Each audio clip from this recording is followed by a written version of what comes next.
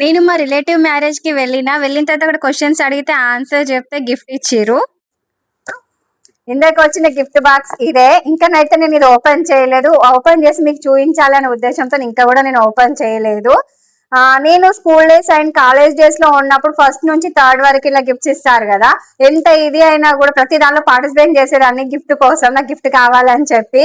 నేను 10th class లో ఉన్నప్పుడు నా బెస్ట్ ఫ్రెండ్ లావణ్య, మేము కబడ్డీ ఆపోజిట్ గ్రూప్ అన్నట్టు, తనతో పోటీ పడి లాస్ట్ కి ఏళ్ళు కూడా ఫ్రాక్చర్ అయింది. ఫ్రాక్చర్ అయినప్పటికీ కూడా నేను గెలవాలి అని పట్టుదలతోని లాస్ట్ కి అయితే గెలిచాను. ప్రైజ్ అయితే తీసుకున్నాను. ఫస్ట్ నుంచి సెకండ్ రెండే ప్రైజ్లు ఇచ్చిర్రు అప్పుడు, ఫస్ట్ సెకండ్ అని చెప్పి. కానీ అదేంటో యూట్యూబ్ లో నేను ఎంత యాక్ట్ చేసినప్పటికీ కూడా సిల్వర్ బటన్ అస్సలు వస్తలేదంటే. కానీ ఎంత అయిపోయింది, అది రాకపోయినా కూడా 47,400 మంది మనసులో అయితే గెలుచుకున్నాను. నాకు అది చాలా సంతోషమే.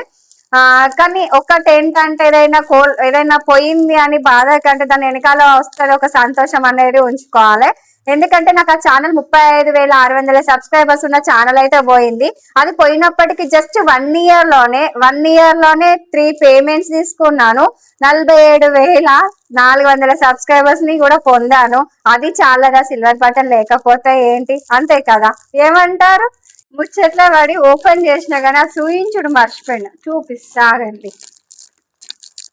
ఇదిగోండి, ఎంత బాగుంది కదా అసలు. ఇది పసుపు కుంకుమ వేస్తారనుకుంటా, ఇది డక్స్. ఇదిగో ఇంత బాగుంది అసలు. నచ్చిందా మీకు? చాలా బాగుంది కదా. Okay, bye.